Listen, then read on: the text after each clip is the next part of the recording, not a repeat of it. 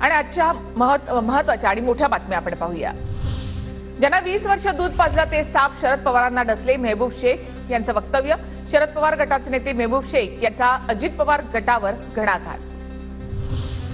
7ही विभागांमध्ये मुख्यमंत्री आणि दोन्ही उपमुख्यमंत्र्यांच्या सभा होणार। कोल्हापूरमध्ये 20 तारखेला महायुतीची पहिली सभा। अमित शहा 3 दिवस महाराष्ट्राच्या दौऱ्यावर। 16, 17 आणि 18 ऑगस्टला शहा महाराष्ट्र दौऱ्यावर। विधानसभा निवडणुकीच्या पार्श्वभूमीवर या दौऱ्याला महत्त्व। पश्चिम महाराष्ट्रामधील आमदारांना फडणवीसांचा कानमंत्र। पश्चिम महाराष्ट्रात लोकसभेला झालेल्या गद्दारीला कामातून धडा शिकवा। लोकसभेत फटका बसलेल्या मुद्द्यांचाही बैठकीमध्ये आढावा। ब्लॅकमेलर लोकांवर मी जास्त बोलत नाही, नवनीत राणांचा अडसूळ पितापुत्रांवर निशाणा। तर बच्चू कडूंनी आपल्या मतदारसंघात काय दिवे लावले, एक उद्योग नाही, पाणंद रस्ते सुद्धा नाहीत, राणांचा हल्लाबोल। काम करा नाहीतर थेट गुन्हे दाखल करणार, मुख्यमंत्री एकनाथ शिंदे ठेकेदारावर भडकले।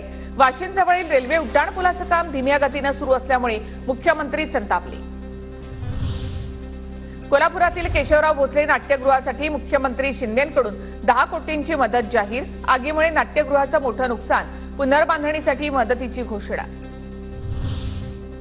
खासदार शाहू महाराज आणि संभाजीराजेंकडून केशवराव भोसले नाट्यगृहाची पाहणी। नाट्यगृहाला रात्री लागलेल्या भीषण आगीमध्ये मोठी वित्तहानी। नीट पीजी परीक्षा 11 ऑगस्टला होणार। परीक्षा पुढे ढकलण्याची मागणी सुप्रीम कोर्टानं फेटाळली। शेवटच्या क्षणी असा आदेश देता येत नाही, कोर्टाचं विधान।